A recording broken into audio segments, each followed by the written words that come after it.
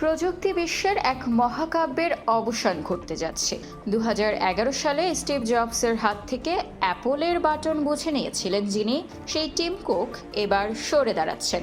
আগামী সেপ্টেম্বরেই প্রধান নির্বাহীর পদ ছাড়ার ঘোষণা দিয়েছেন তিনি। কিন্তু কে হচ্ছেন অ্যাপলের পরবর্তী কাণ্ডারি? $4 ট্রিলিয়ন এই টেক জায়ান্টের হাল ধরতে কার উপর ভরসা রাখছে বোর্ড? 1998 সালে অ্যাপলে যোগ দিয়েছিলেন টিম কুক। 2011 সালে স্টিভ জবসের উত্তরসূরি হিসেবে সিইও হওয়ার পর তিনি অ্যাপোলোকে নিয়ে গেছেন অকল্পনীয় উচ্চতায়। তার নেতৃত্বে আইফোন কেবল একটি ফোন নয়, আভিজাত্যের প্রতীকে পরিণত হয়েছে। কুকের 13 বছরের শাসনামলে অ্যাপোলোর বাজার মূল্য পৌঁছেছে প্রায় $4 ট্রিলিয়ন। পদ ছাড়লেও তিনি থাকছেন বোর্ড নির্বাহী চেয়ারম্যান হিসেবে। টিম কুকের স্থলাভিষিক্ত হচ্ছেন জন টার্নাস।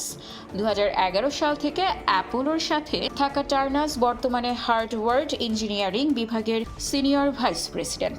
আইফোন, আইপ্যাড ও ম্যাক কম্পিউটারের আধুনিক রূপায়ণে তার ভূমিকা অনস্বীকার্য।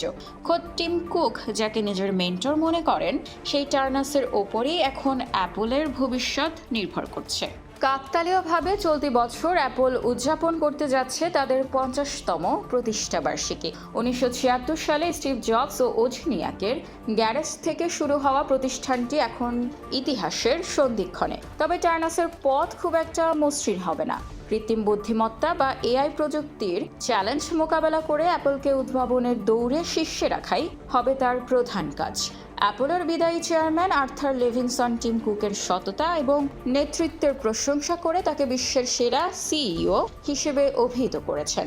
অন্যদিকে নতুন দায়িত্ব পেতে যাওয়া টার্নাস জানিয়েছেন, স্টিভ জবসের আদর্শ এবং টিম কুকের মেন্টরশিপকে পুঁজি করে তিনি কোম্পানিকে আরও এগিয়ে নিয়ে যেতে চান। টিম কুকের ব্যবসায়িক প্রজ্ঞা নাকি জন টার্নাসের ইঞ্জিনিয়ারিং ইনোভেশন, কোনটি অ্যাপলকে এআই যুগে বেশি সুবিধা দেবে? আইফোন কি কোনো আমূল্য পরিবর্তন আনতে পারবে? আপনার কি মনে হয় টিম কুকের অভাব কি পূরণ করতে পারবেন জন টার্নাস? আমাদের কমেন্ট করে জানান। নিউজ ডেস্ক, খোলা কাগজ, ঢাকা।